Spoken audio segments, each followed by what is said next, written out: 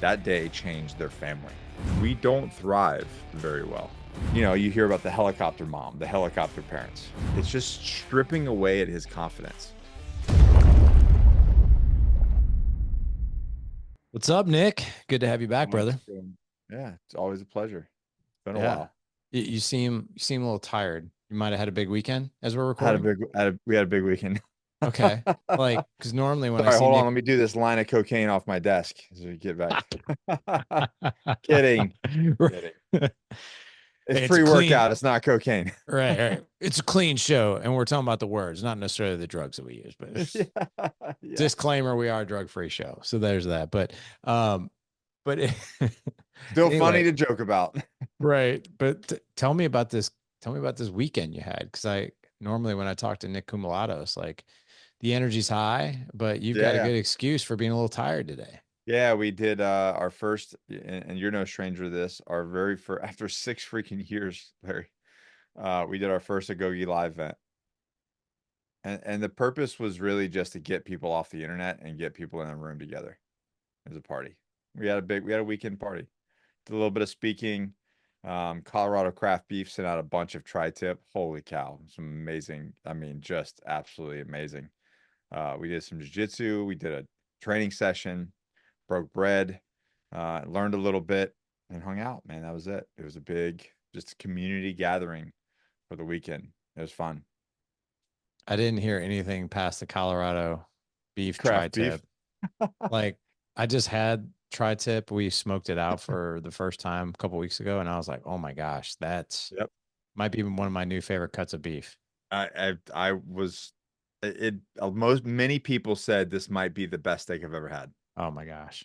Well, Yeah, look at and that. Jeff and family over there at Colorado Craft Beef, they're doing some cool, very very cool stuff with getting grass-fed, grass-finished beef to your door. I like that.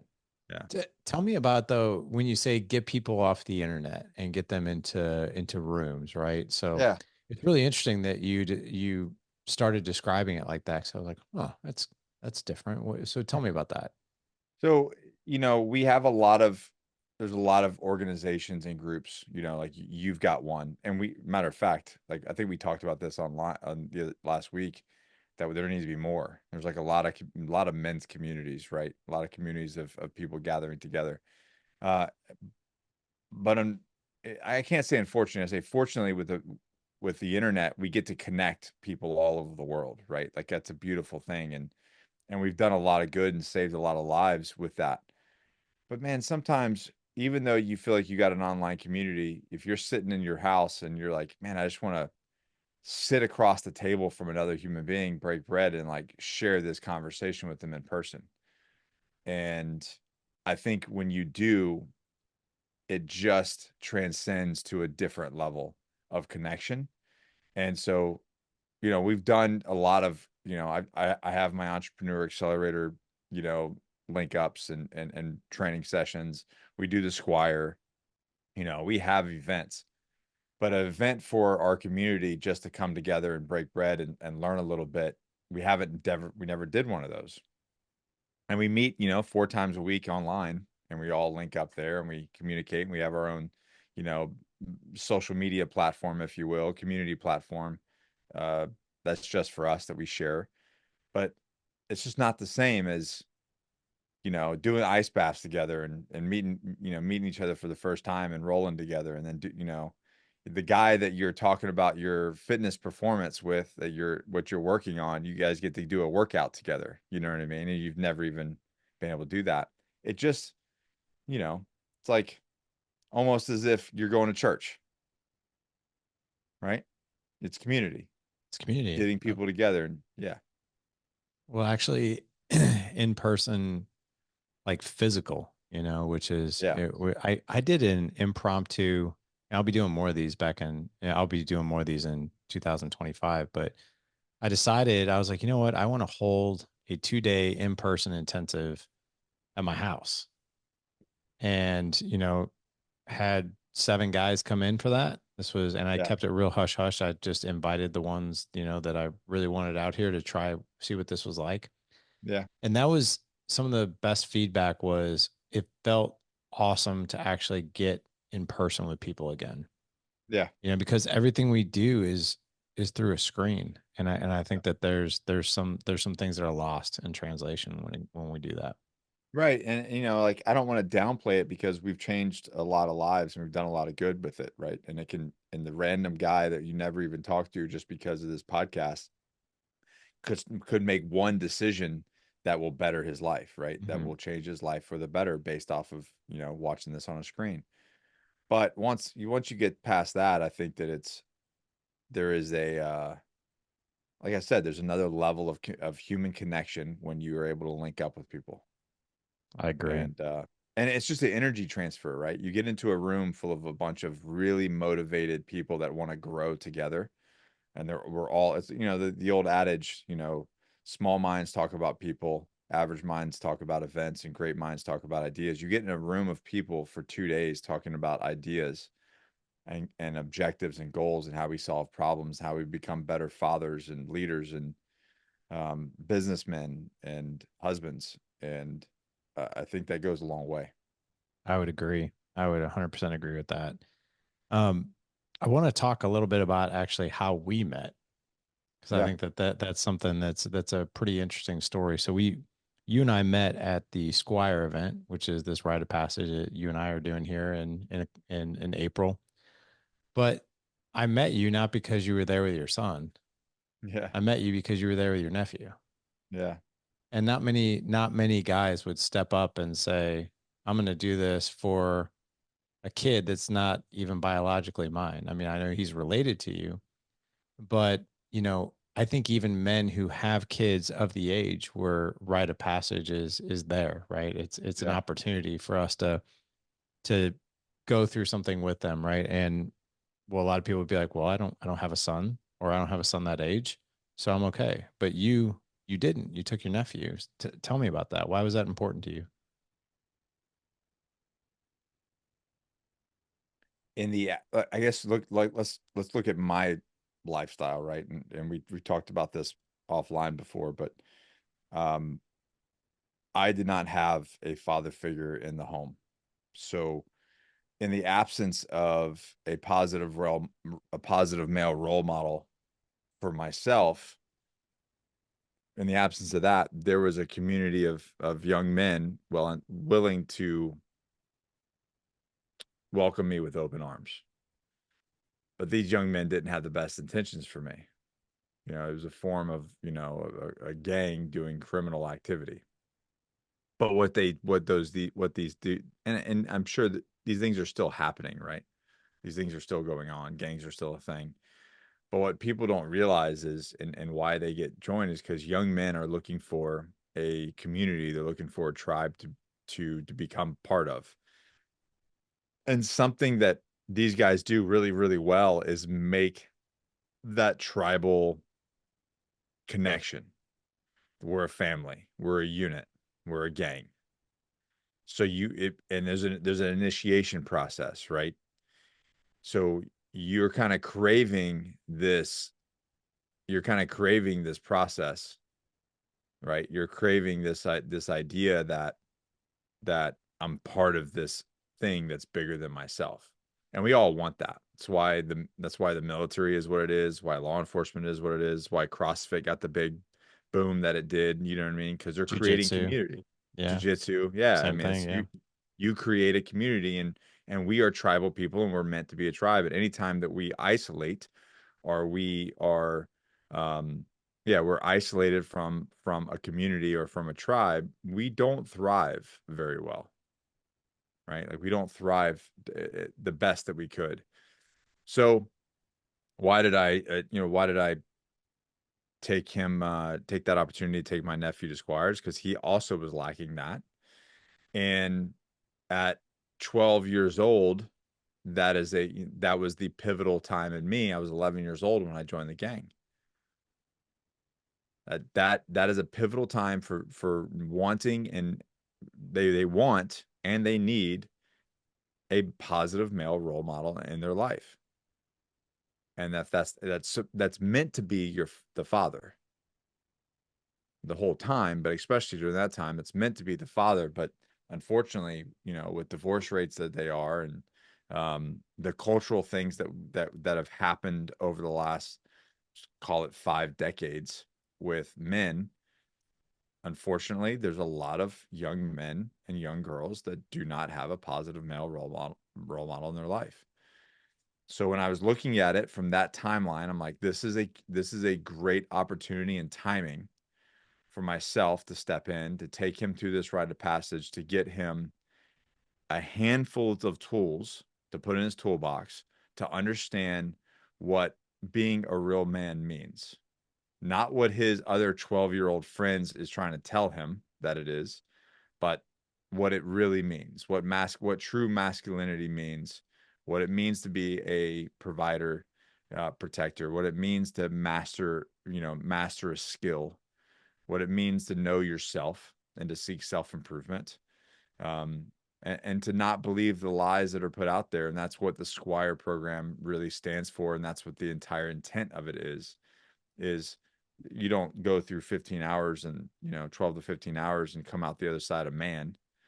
No, but you are shown the tenets and you're shown that you have the grit and what it takes to at least have the seat at the table to be mentored by your father, by a group of men, to where you can turn into that type of man that we need in this nation. And we've lost so much because of it, because of the absences of having these type of men. There's a part of me that I don't know. I mean, you tell me your perspective on this because I just want to know, am I getting like a little bitter or crotchety, my age, you're right? There's But probably a like, little bit of that, Larry. yeah, I'm sure there is. It's fair. Yeah. But here's what I'll tell you. Like I look at some of these kids, man, and I'm like, you are so soft, a strong wind would blow you over. Yeah. Like there's so much comfort in your life that you are seeking, and you have this view of the world that it should be unicorns, rainbows, and sunshine. And if it's not, it's unfair. I'm like, so like, I don't know. Oh, the Like I, fair thing. That's been thrown around a lot in the past couple, several years. right, exactly. Fair. But Yeah. so here's an interesting, yeah, but I think that this is a real battle for us as parents. Like, I don't know about you, man, but like, I saw your little guy come in to your office, Yeah. which by the way, Mhm. thank God he looks like your wife. And that's what people always like. Oh, he looks like Jessica. Thank God.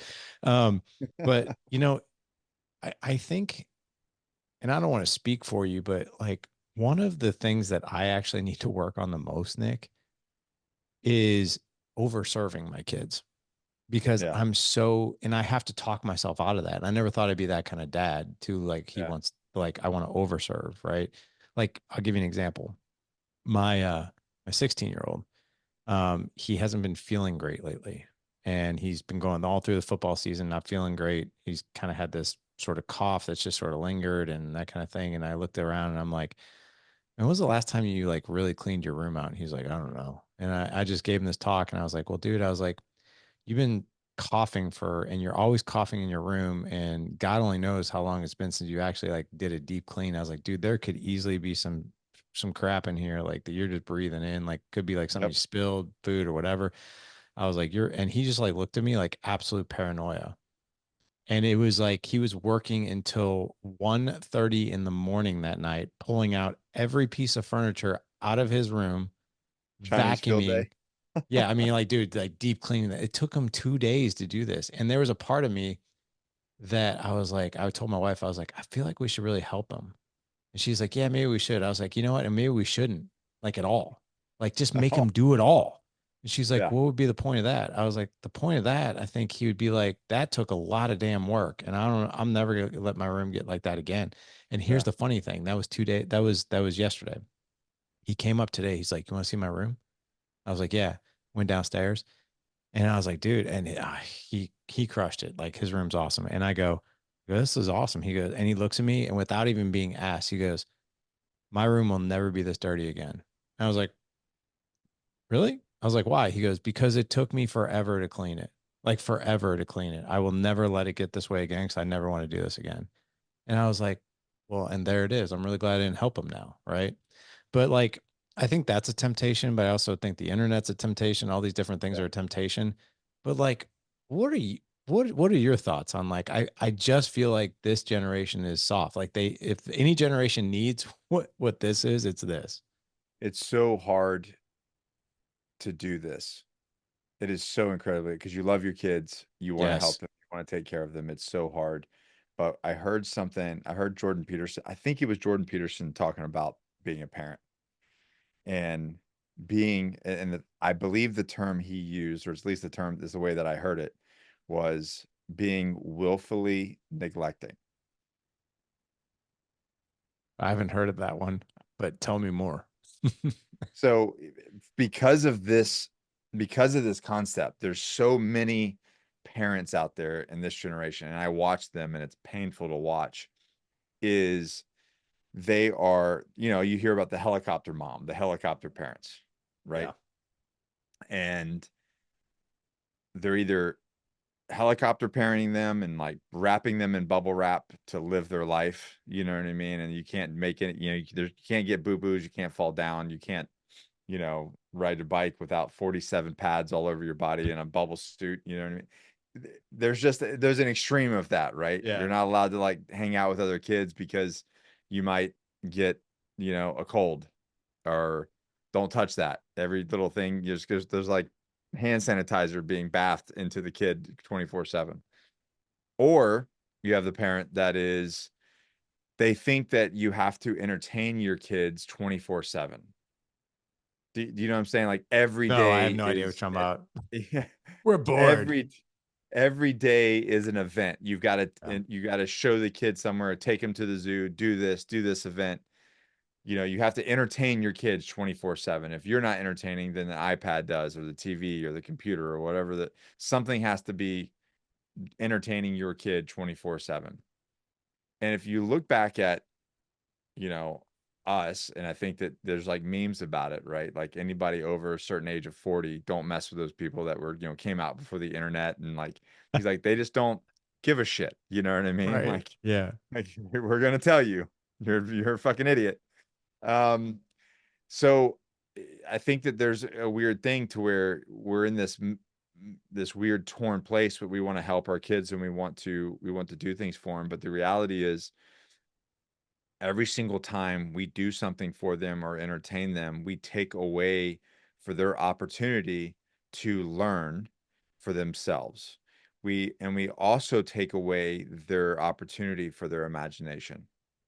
Because if we're constantly entertaining them, then they don't have to go imagine things. They don't get to go create on their own and figure out how to, you know, explore and have adventure on their own because we're fabricating it for them.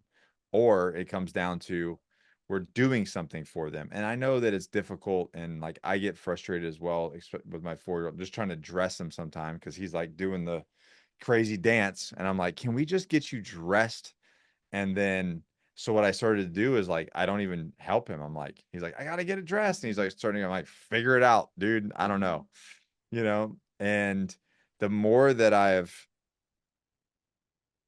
taken a really hard pause, and it's painful to do, but like him trying to cut his own food and all the little things, right? That I could easily do for him, right? And any parent, and honestly, Larry, I think I get judged because like we'll be in other parents and other parents are like, "Damn, dude, you're savage. Like he's a 4-year-old, just help him."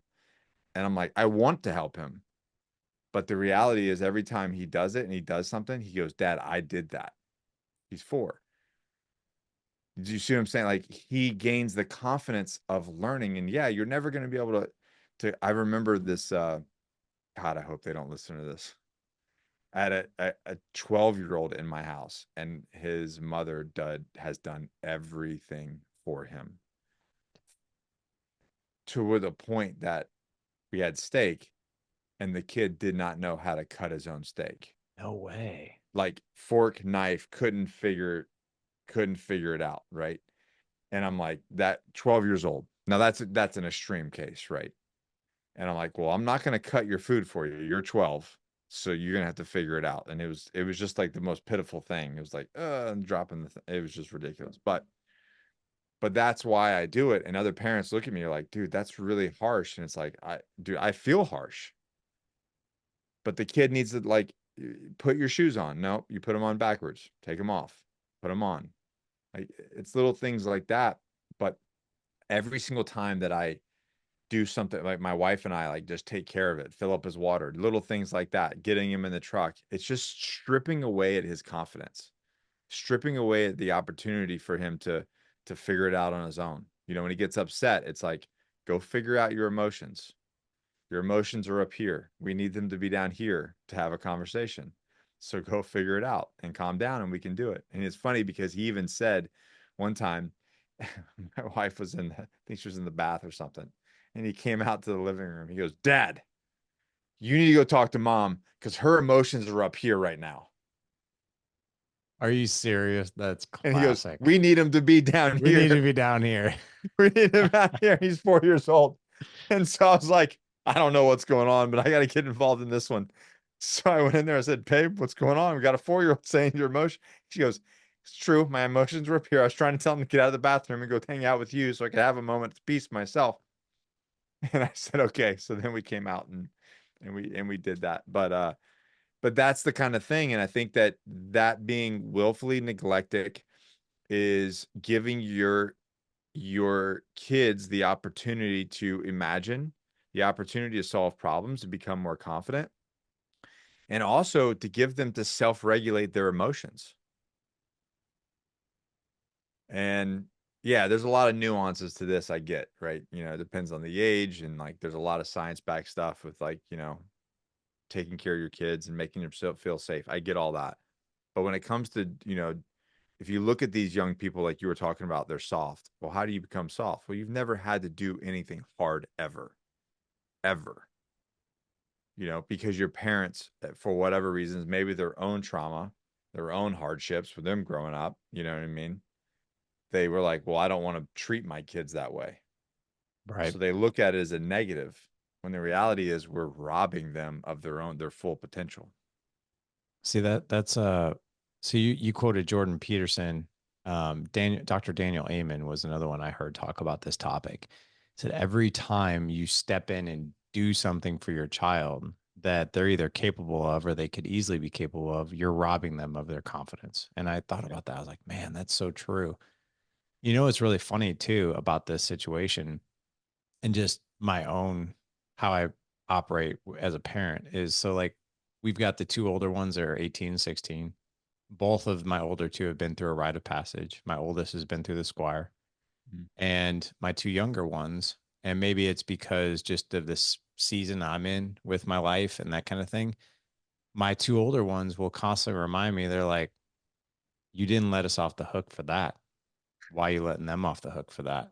Like, and they do it like not to be like, but I'll tell you, there's absolute truth in that when they call me out on Yeah. that. And what it does is it actually stops me in my tracks for a second. I'm like, why did I just do whatever I just did or offer to help or whatever else or not maybe extend a consequence of some sort, right? And Yeah. it's because the filter I ran it through is like, well, these are my youngest kids, my last time, being a parent. So, and I've already been through this. It's not that big of a deal. And Yeah. then my older ones are there to be like, and my older ones have turned out really, really well. Right. And I think a lot of it had to do with the fact that like we were tough on them. Like we Yeah. didn't do things. We're like, no, man. Like we kind of had the same thing. Like I remember even my in-laws being like, wow, like you're gonna let him like I'm like, yeah, he'll figure it out. He'll figure it out. Like, but my younger two, like we baby them a little bit more. And to be honest, like I see it. So it's really interesting because like it's forced me to even being called out by my two older sons. I'm like, you know what, you're right. There's a lot of truth in what you're saying. I do need to stand firm on these things, or I need to allow these kids this space to go figure it out or do whatever it is Li- they're gonna do. Listening to you say that, I just had a kind of a thought process because, we're both getting into the ages of where like we could be turning into grandparents, right? Oh God. Like, right, That's true. right. But like it's happening. Like you can't run away from it. Like you get it to a place where that becomes the next stage of life, right? Like Right. I got a 22-year-old and an 18-year-old, so like I'm right there. Larry, do you think a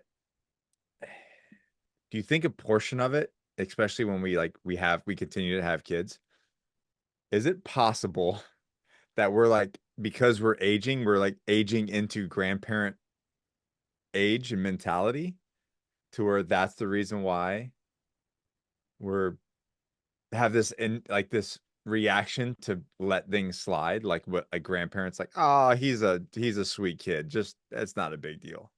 Versus like the younger parents, like, no, these are the freaking rules. Yeah, I don't know. Yeah. I just So I think there is some truth to that.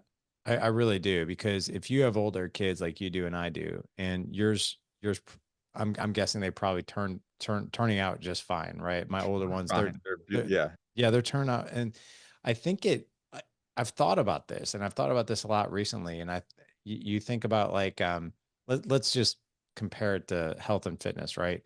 right. Like right now, I'm the fittest I've ever been ever in my life, as far as like my body fat, my blood work, like everything's. But here's the funny part.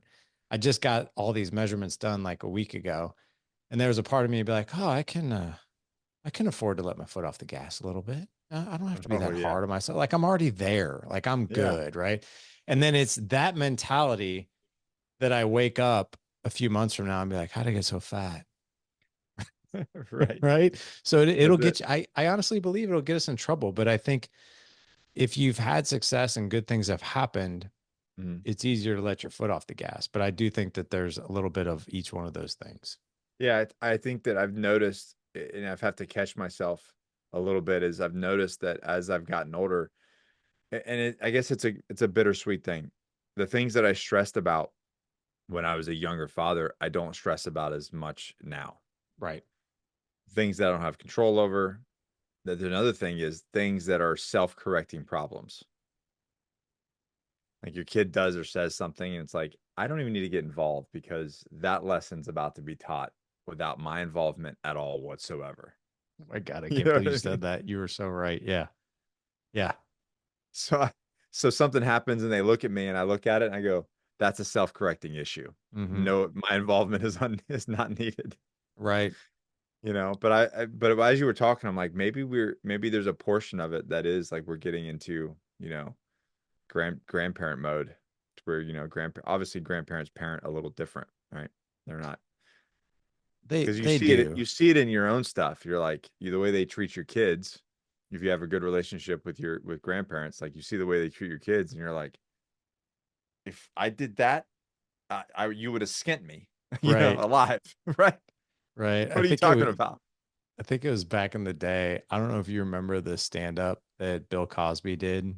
Like back in, I'm talking like Bill Oh, Cosby I'm himself. sure. Yeah, Yeah. yeah, yeah. I'm Where he sure. talks Yeah. about this very topic, and he talks about his mom and dad. And he's like, and he's telling his kids, he's like, that's not the same person I grew up Yes. with. Yeah, You're looking at yeah, people that just want to get into heaven now. Right. yeah. Right. Yeah.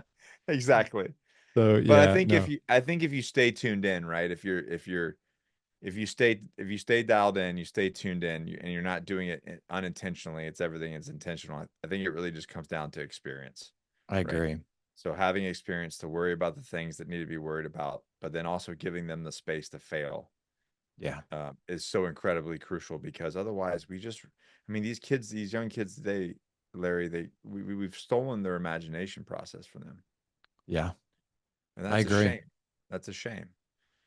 Because think about it. If you steal their imagination process now, then you put them in traditional school and they're in this churn of you're going to start thinking the way the federal government wants you to think, and all the lessons. Well, now when you get out into the real world, you have no creativity. You are literally just doing what they say to do, period.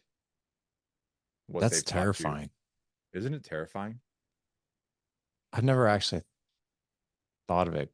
I quite, I've thought about that, but it's never hit me in the face like how you just said You're it. robbing their creativity, and now you have an entire generation of people that can't create and innovate.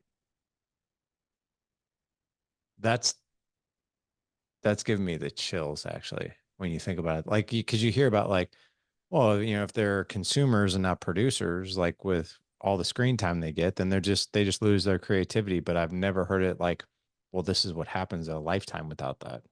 Yeah. That's crazy. And then who's doing the creativity and the innovation, right? And then Right. you got to worry about who's driving that. And Yeah. now it's just exactly what they want. Well, and this is The why I ominous, think the ominous they, whatever that is. the ominous thing. I don't know if you and Allison have talked about this, but Jessica and I have talked about this because she'll, we do it all the time. People do it. They're like, "Did you hear what they're saying out there? Or did you hear they said this? Or you hear?" And I stopped my wife and I do this to her all the time. I was like, "Who are they?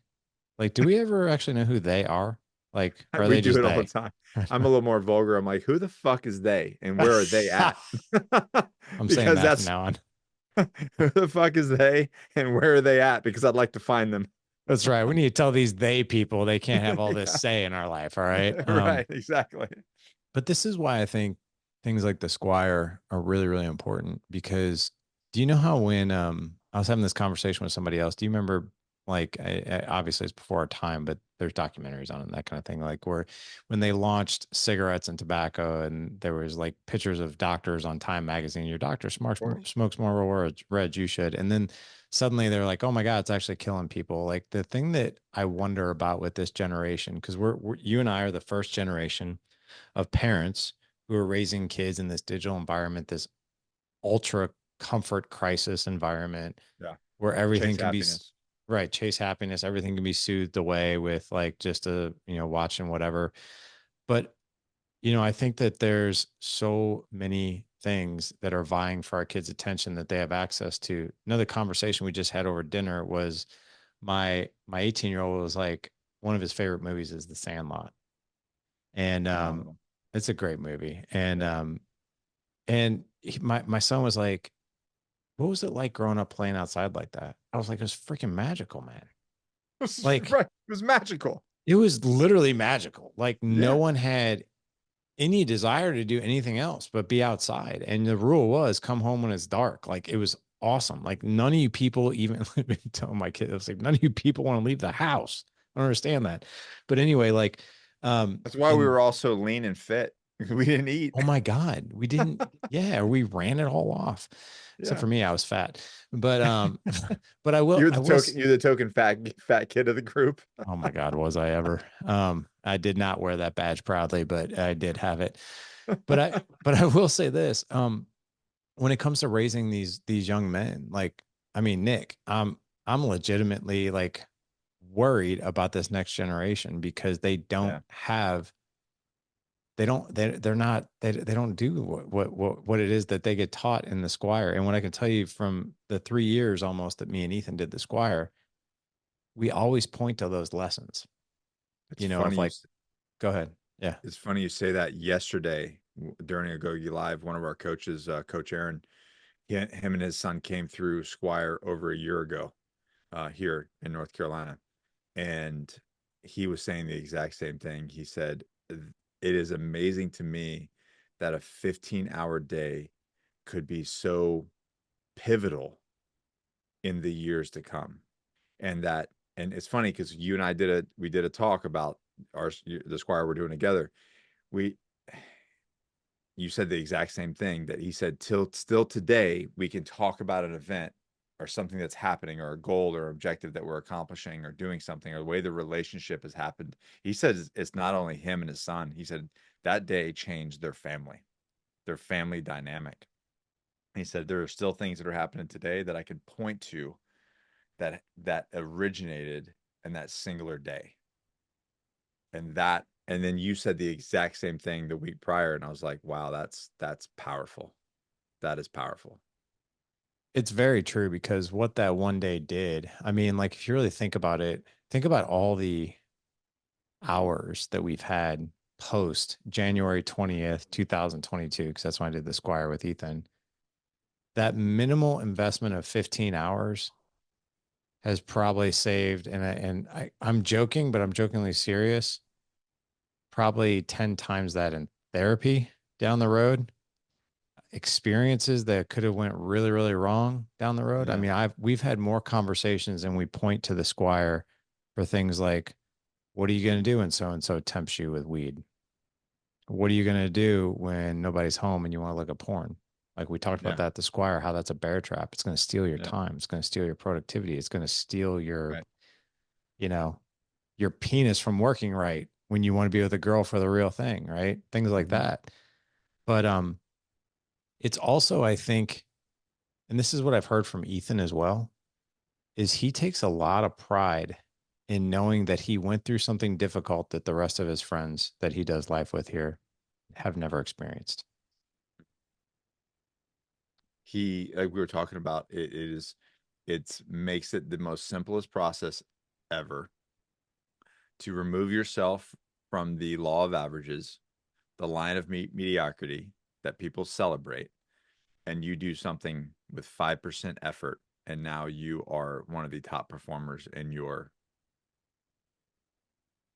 section of people, Yeah. demographic. Yeah.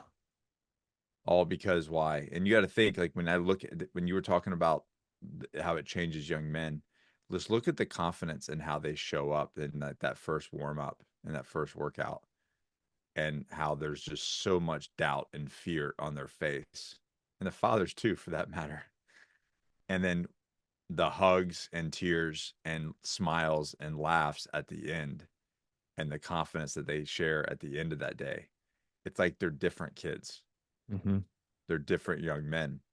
And that's the sad part of our society, is we're not giving, kind of going back to like doing things for them and not giving them the opportunity to struggle and the opportunity to win and have to earn a win for themselves. It's a shame that as a society we're not making those opportunities happen, and the fact that the Squire program even has to exist in the first place, and that so many fathers are in a place to where they're not leading their sons through a rite of passage like that. And the fact that there's X amount of million fathers and son combos in America, and you'd run a Squire and there's maybe 30 people. It's crazy, isn't it? And then so you got to ask yourself, well, why? Well, it's not the kid, right? It's not the kid, because the kid's not going to go. I mean, probably at this point, there probably has been some kid that's like, Dad, I want to do this with you. And Dad's like, shit.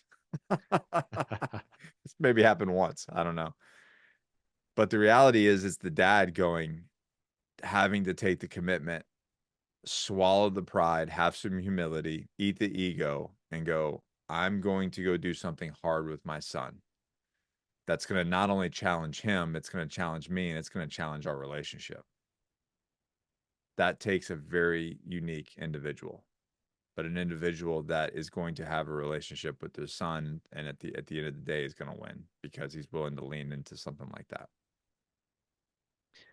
Not to mention, I think from a father perspective, let's talk about the dads for a second. Yeah. I love the fact that dads get to go through this experience with their kids Mm-hmm. because I'll tell you, as a participant in this a couple years back, I didn't have a dad. You didn't have a dad.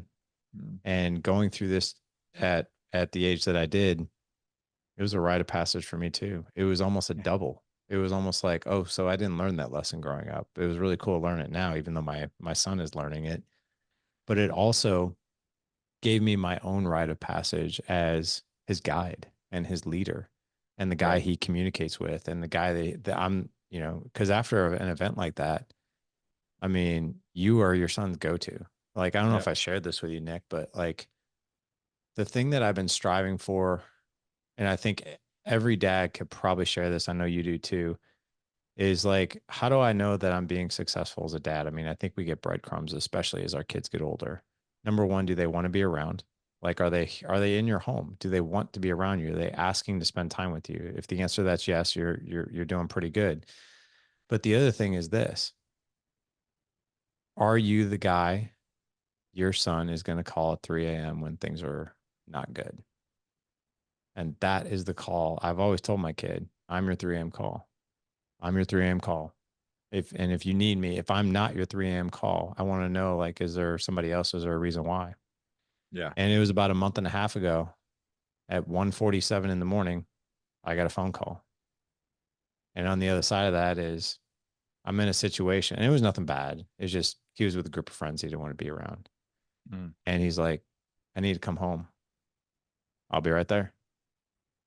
Didn't say much about it other than like we asked him about the next morning. He told us what was going on, why he wanted to get out of the situation, but wasn't in trouble. He knew he wasn't in trouble. He knew he had a safe place to go. But like, I think a program like that and a connection like that solidifies a connection like that. Mm. Because, like, I mean, like, it's probably not much different from when you're in the military. I mean, those guys are your brothers. They do anything for you, right? Yeah. And I think that that experience kind of might, to some degree, even though probably minimal, replicates that. Yeah, and it comes from the quote. Everybody says, blood is thicker than water, right? But the actual original, the real quote of that is No, I don't. What is that? the blood of the covenant is thicker than the water of the womb. Meaning those who have shared hardship, who go through trials and tribulations together, have a thicker bond than some two individuals that share the water of the womb, Did not know that. That makes a lot of sense, though. right? Yeah. So they we kind of misquote that, but the actual quote is, and that's the reason why you see the things that you see, like the things that you go through with people you can be closer to than actually your blood kin, if you will. Yeah. No, I get that. How many people, how many dads, and how many people have you seen go through the Squire since you've been a part of it? Me personally, Yeah. several hundred at this point. Okay. Just me personally. There's been way more than that, but So let's focus on the fathers for a second. yeah. Because I only saw our class, right? Which I loved our class. It was so cool, so diverse and so cool. But you've seen a lot of these, and we talk about the breakthroughs that these sons have, right? Like they Mm. learn confidence, they learn leadership, they learn communication, they learn what they stand for, character. But what are some of the breakthroughs? I saw one or two for sure when I did mine, but I'm for you. What are some things you've seen the fathers realize through something like this? I don't think that fathers have uh, the breakthroughs that I've seen are the biggest ones that I've realized is I don't think they knew their impact on their sons' lives. Kind of like what you were saying, like you're actually going through this rite of passage as a father for the first time. So they take for granted their influence in their actions, not necessarily their words. And what I mean by that is the fact that a father is having to learn this information for the first time is a shame because imagine this.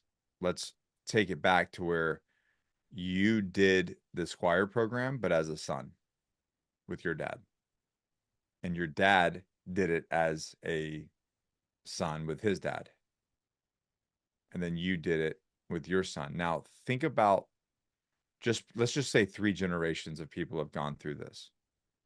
They hit a certain age, they do it with their dad, and that carries on through generation to generation. How different would your Squire been? How different would your son have been going into it, and how different would you have been going into it if you were the third generation that have gone through something like this with their son? Very different picture, right? Very different. So why is it that we as men and fathers are having to rewrite the playbook every generation?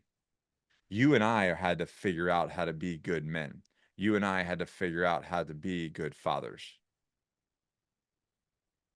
Why is it that every generation of man is having to refigure this thing out?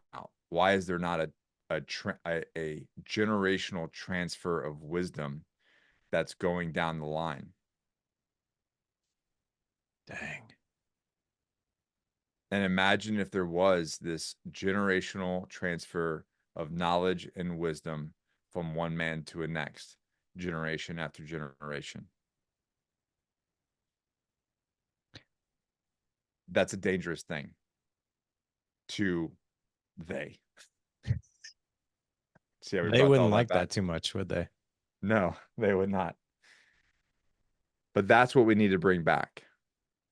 We need to bring back a process that there is this transfer of generational wisdom to where when your son has a son, he's going through this and he's learned these lessons. Not only has he learned these lessons from a young man all the way to the man, he's been teaching them to his kid the whole time. That's what At that point, Squire's just a crucible that they have to go through, or something that like that. And it isn't. I'm not saying it has to be Squire, but the thing, right? It turns 16. There's a rite of passage. He has the information. He's been trained his whole life. My kid is in training now. Like he's training for life right now. He doesn't know it, but he's training for life right now. When he's 16, and if he wants to go through, if we go through a Squire, some rite of passage at that, whatever it is at that time, he's already armed with the lessons. Now he has to go employ them and execute them. So it's a little bit different, right? We're instead of having to teach them, we're refining, and he's putting them into practice through exercise, showing that he has the lessons, that he has what it takes, that he can problem solve, that he can communicate, that he can lead, right? Now we're getting a transfer of generational wisdom, and that's dangerous. that is dangerous. Yeah. That is dangerous. This was exactly so we just came off the Dad Edge Summit back Mhm. in, the end of October, and we announced to everybody that this was the last for a while for the Dad Edge Summit. And I think everybody was like, wait, what? Like I thought we were doing this for life, right? But the focus has changed, meaning it's exactly what you just said. I was like, Yeah. we asked ourselves the question a year ago of like, how do we get the next generation involved in what we do? Like how do we not allow this generation of fathers to be a vault for this type of information and have an opportunity to be able to connect and pass some of these things down? Yeah. And that's why we're doing away with the summit this next year in 2025, and we're doing a Squire with you, and Mhm. we're doing a daddy daughter retreat as well. It's like 'cause we want to get That's cool. these two generations ultimately incredibly connected and aligned, right? Where we can make this generation better. Um, as far as I would love for you to just share some additional insights on maybe one other story you might have heard or something that just stands out to where someone went through a Squire with their son. Maybe it was a year ago, maybe it was the last class, but just something remarkable that might have came out of it. And you're like, wow, I don't know if I've ever heard that, but that's pretty amazing. There's not just one thing. There's just one individual that I can think of, but it's not unique to him. It happens everyone. We had a guy that was in the Agoge. He came out. He actually lives in Hawaii with the same island as Josh. Um, but he came out, and him and his son did this choir. His son looked like a normal kid, skinny, scrawny little kid. You know, like your typical kid of today, right? So we talk about planning. We talk about the importance of physical fitness. We talk about the importance of doing hard things and choosing hard, not easy, right? We they, that the micro decisions that you make in your day have a macro impact on your life, right? So he goes through this day. They give us some great feedback. Like they both are like, dude, this was an amazing day, blah blah. And they execute, go back home. Well, in his Squire journal, he wrote down things that he wanted to achieve. He had a plan things that he wanted to do and he wanted to work towards. Like it was all part of the program, right, during the day. So I get a call from Josh like probably 4 to 6 months later. He goes, dude, I just saw so and so's kid. We just bumped that and hang out together. I'm like, okay, yeah. He's like, I didn't recognize him. I told Jeremiah, I was like, who's this? He's like, that's so and so. He's like, what happened to him? Bro, the guy had gained like 30 pounds of muscle. He wrote down three things that he wanted. He wanted to gain muscle and lose body fat. He wanted to do something with some education thing. He wanted to learn something. and he wanted to start something. It was like three different things, goals that he did. And he just ran the play that we taught him on a daily basis, how to have the objective, how to reverse engineer from where you want to be to where you are, and then forget about the pretty much forget about the objective and just work on the daily plan. What do I got to do today to get me there in X amount of time? So he did this, and he's 100% a different kid.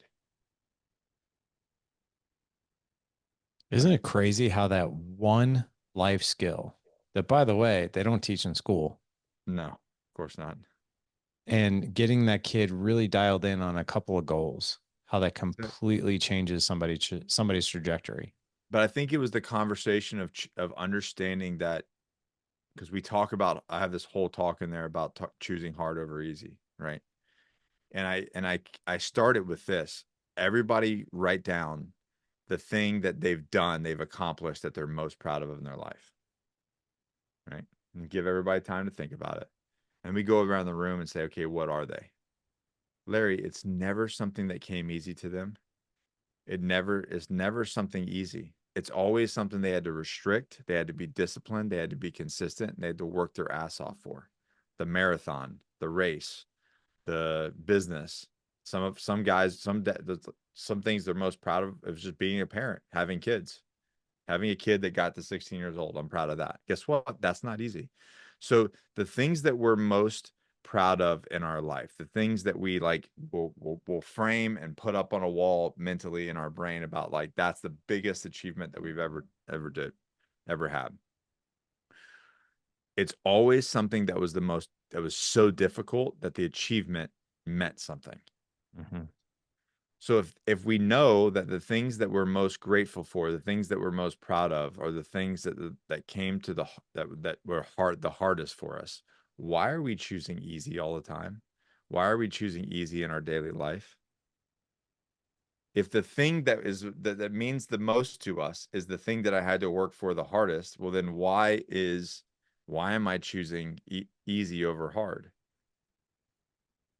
Now, there's a psychological reason for that we get into, and we talked about the amygdala and how the amygdala, you know, makes decisions for you if you're not driving your own car, mentally. But we get into the science of those things. But then a young man, understands the fact of why he's choosing one over the other, and understands that, oh, that's right. You're right. The things that I have to do that's really hard are the things that I get the most reward of. Kind of like what you're talking about your son in the room. It's like that lesson kicks in. But going back to what we were talking about before, it's like we have to allow them to have those hardships, to go through those trials and tribulations. Otherwise, we're fucking robbing them. We're robbing our own kids of a confidence and opportunity. I agree, man. And I think that there's that temptation, right, to always overserve, or to Yeah. do, or to just stick an iPad in their hand or whatever else. But I think it's a real miss, and I agree with you. And I think if we looked at it through the lens of, like, I'm actually robbing my kids of their confidence, like, there's something to be said about that. Yeah. Okay, so here's what we're doing.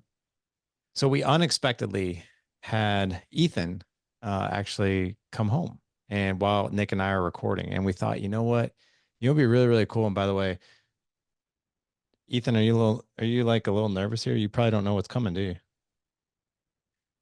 No. Okay, hang on. We can't, because your dad plugged the thing in the wrong thing. Now talk. Yeah, I'm a little nervous. Still a little nervous. I don't Okay. know. Perfect. I can Perfect. expect. Perfect. This is even So you better. go first. That's how that works, right? Okay. Do you have anxiety? Yes, you're going first. So, so we're about 3 years from when you and I did the Squire, and Nick and I have been going back and forth on what we see kids get out of it and what dads get out of it. But I mean, to be honest, man, I'm very, very curious. Like, for you, if you were to look over the past 3 years and that one day, that 15 hours, and just some of the lessons that showed up for you. I mean, I've seen you do a lot of things since then, and I'm not going to spoil it, but your grades have dramatically gone up.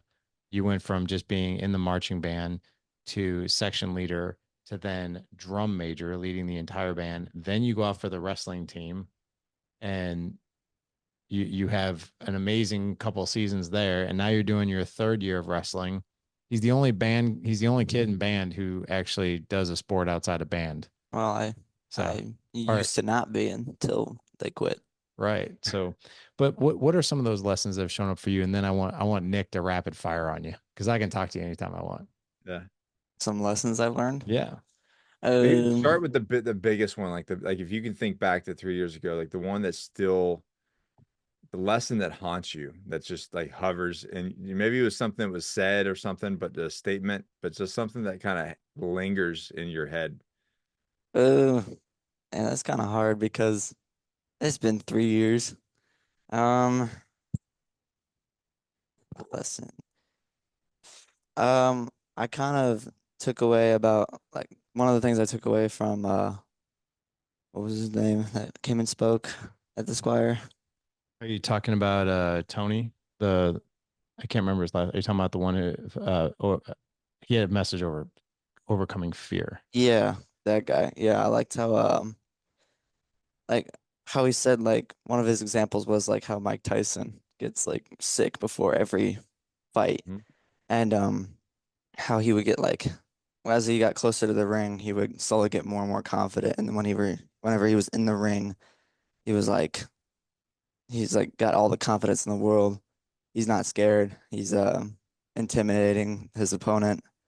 And what I kind of took from like that example is that like, well, I want to do like things that are probably going to be hard, but also really scary. Like my junior year, I went for section leader in my school's marching band, Mhm. which I thought I would never do in a million years, but I ended up doing it. I tried out and I got it.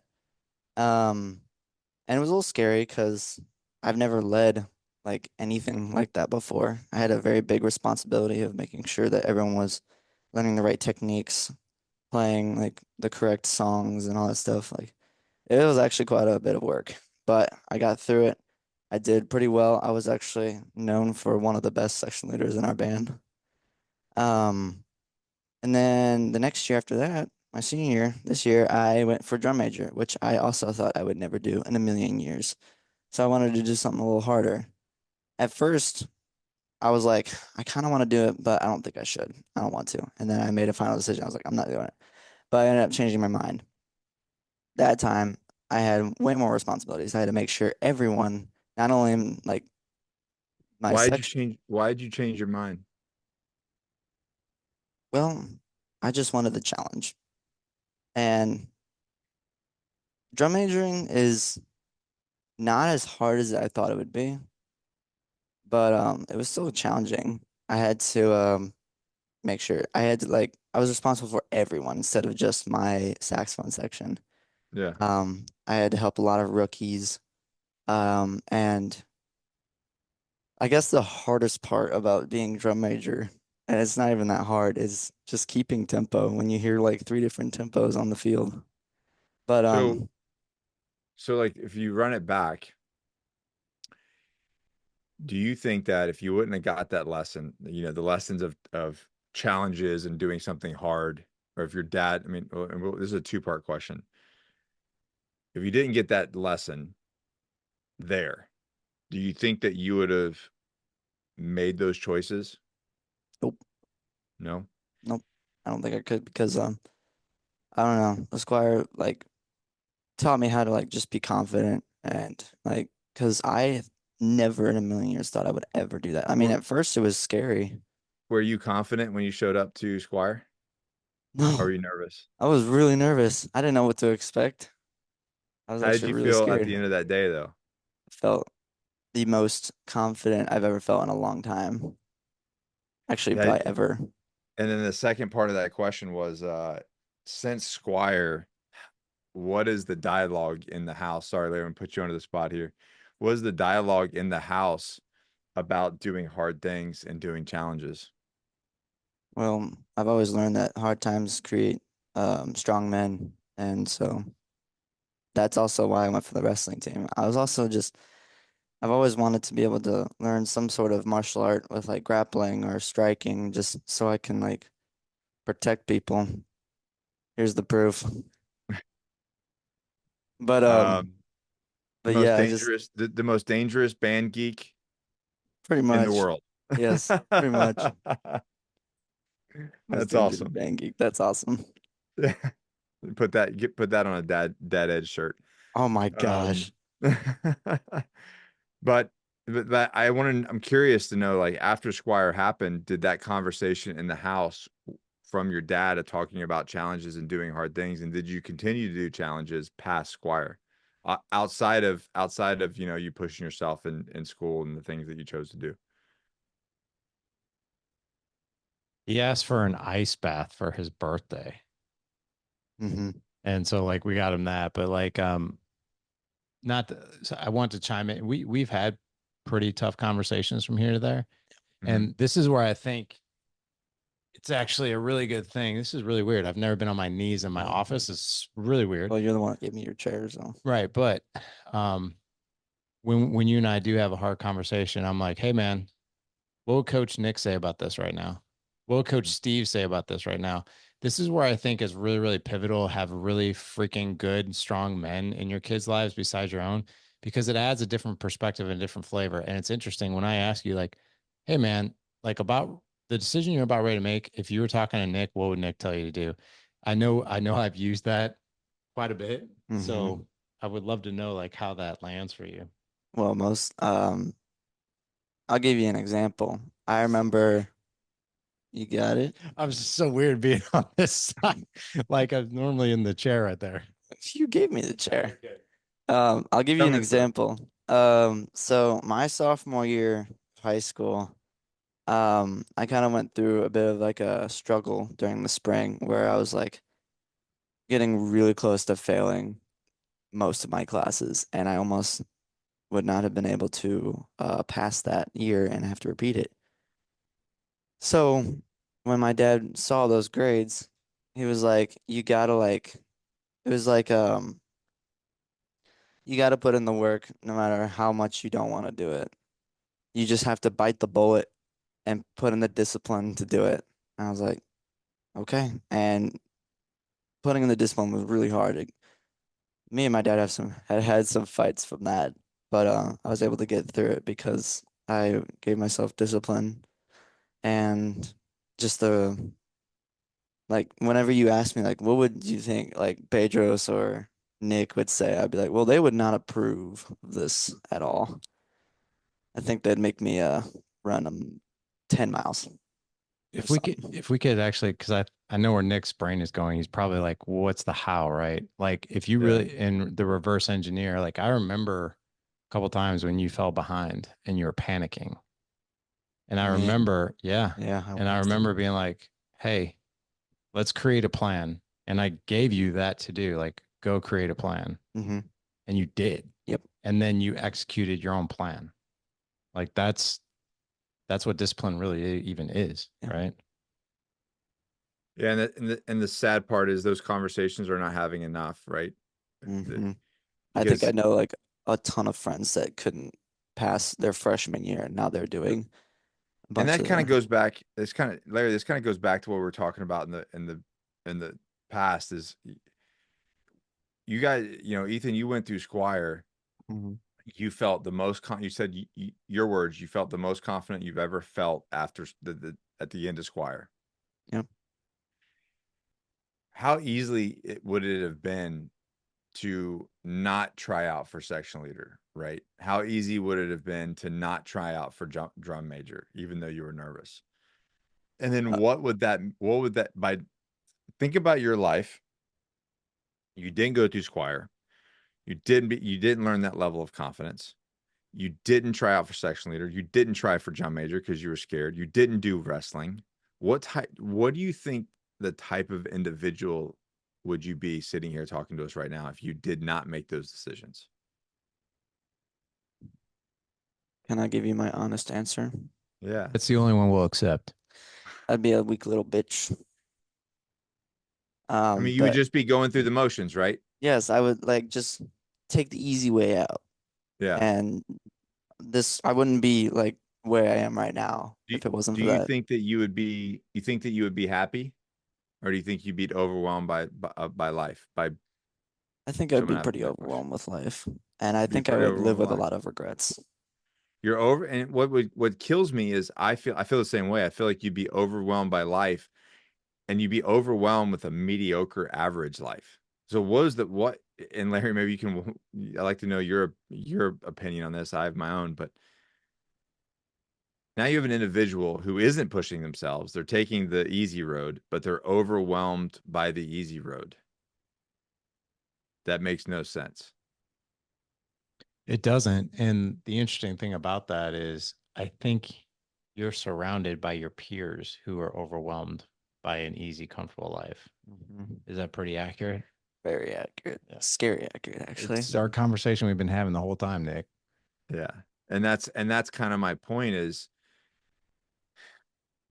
it's that amygdala that tricks you into taking the survival route, the easy road, Mhm. but it's also that thing that keeps you, that same voice is the one that makes you depressed and make you choose, makes you choose like really bad decisions off temporary problems, or make a finite decision off a temporary problem, or a feeling. Um, so it's very cool that and a blessing that you had a dad that was able to, that had the balls to take you to a place to do something like that, knowing that you were going to fail in some areas, right? Like you don't win. Nobody wins Squire. You know what I mean? You don't beat Squire, right? Yeah. You go through it and you learn it. Mhm. That's the biggest thing, right? It's a lesson into Yeah. itself. Nobody wins it, if you will. Yeah. Um, because it's hard for everyone. But the fact that you have a dad that's like, you know what? We're gonna go fail together and we're gonna go learn these lessons. Exactly. That's kind of how That my mindset is for wrestling. Like, if there's a guy I know I'm not gonna beat, which I did a summer camp wrestling called Iron Sharpens Iron, and some of these matches were a little unfair, but I did learn from them. I was like, of man, I course. don't think I'm gonna beat this guy, but I'm just gonna go out there and try and win. And one match I did win because I believed in myself and I learned from my past matches of my mistakes, and I Mhm. won one. Um, go ahead, Larry. I was going to say before we let Ethan out of here, because I think we probably got to wrap. But I did want to ask, like, Ethan, there was a quote that came out of the past couple of years that I've heard you say over and over again. And I've heard you say it so many times. And for someone your age to say it, it's either I win or Learn. yeah, I win or I learn. And man, if even adults could approach challenges like that, Exactly. the world would be a better place overnight. Yeah. Appreciate you chiming in. Yeah, no We got problem. to wrap up here because I'm sure Nick's got a hard stop here in a few minutes. Okay. But Ethan, it's good seeing you, man. It's good Thanks, yeah, seeing you thanks too, for this. man. Yeah. I I'll actually see get my you. chair See you. back. Chair back. He's coming down to be a junior instructor, right? Yeah. Perfect. Yeah. Well, dude, I know we waited a bit longer than what we thought, but I appreciate you humoring me. I No, didn't that's think fun. we'd actually get Ethan. Like when I saw him walking, I was like, oh crap, this is awesome. But so this is going to be on April the 12th, 2025. Yeah. We've got 30 spots open. So if you guys want one of these spots, I'm going to be there. Ethan's going to be there. Nick's going to be there. His team. You want to give us the logistics? Yeah, where you can go to the page that Larry sends you to. You get signed up. You'll be here in the Surf City, North Carolina area. We will be experiencing some beach fun. You go to it's just a day at the beach with your son. It's no big deal. It's a really fun it's not something that Larry and I got to do on our Squire, Yeah, but we now we have didn't. the beach. Yeah. We did Yeah. not. We did not have the beach. We're making So sandcastles in the sun, April 12th, with fathers and sons. It's going to be beautiful, man. No, it really is, and I stress mothers listening to this. I stress fathers listening to this to have the courage to put yourself, and the reality is this, maybe some dads are going, man, I don't have the physical capability of doing that. Well, you do if you start now and prep for it all the way to April. And that gives you something that you and your son um, to do together, but also you're building that relationship between now and then. And then after Squire, it's you just take on a whole different level. So I challenge you really analyze really analyze what kind of relationship you want with your son and what is that worth to you. What is that worth? Yeah, I love Yeah. that. Love So that. there you go. You bet. Well, guys, we're gonna have all the links in the show notes. You'll hear it here in just a second.